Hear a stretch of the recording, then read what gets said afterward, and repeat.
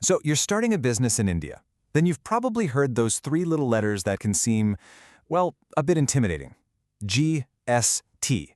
But what if I told you we could break it all down in just a few minutes?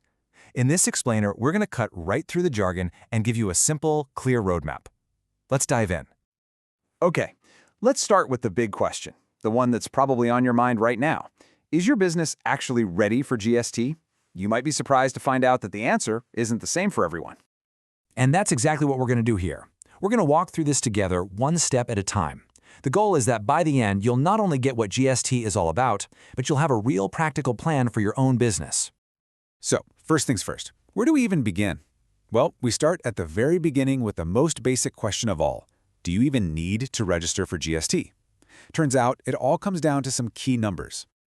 All right, so the number one thing you got to know is that GST registration is all about your annual turnover. But here's the key. The limit is different depending on what you sell. If you're in the business of selling goods, that magic number is 40 lakh rupees a year. If you're providing services, it's half that, just 20 lakhs. Once you cross that line, getting registered isn't optional, it's mandatory. And just a heads up, for some special category states, those numbers are even lower. But here's the plot twist, and it's a really important one that a lot of new business owners miss. Your turnover isn't the only thing that matters.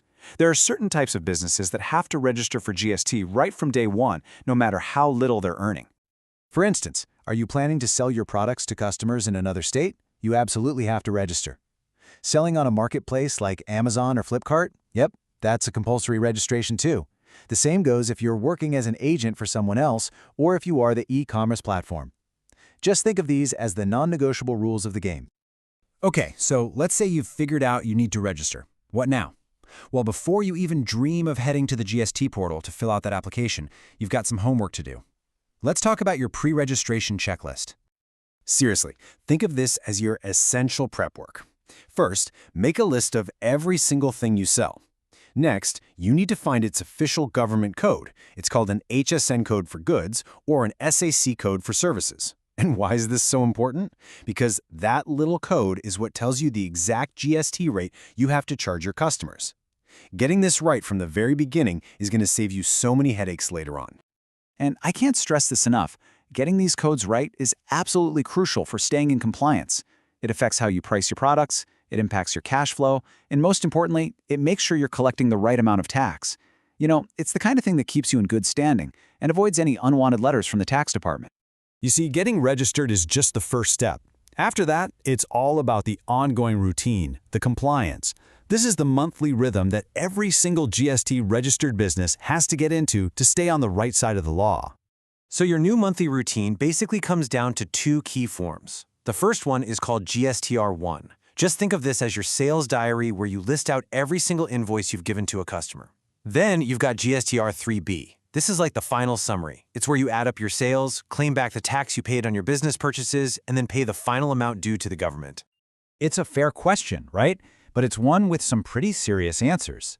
I mean, what really happens if you just don't file, especially if you had zero sales that month?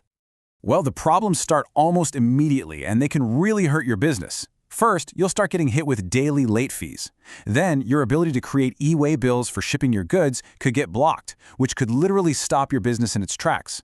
And here's a huge one. Your customers won't be able to claim tax credits on what they buy from you, which makes you a really bad choice for a supplier. And in the worst-case scenario, your GST registration can just get shut down completely. So here's the thing. As your business grows and becomes more successful, which is what we all want, right? Your GST responsibilities actually grow with it.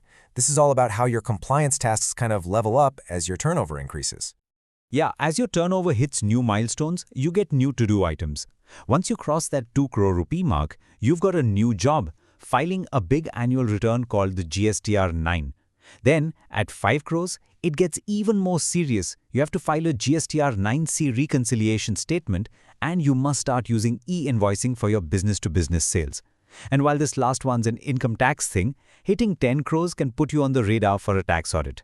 The takeaway is simple. More success means more responsibility.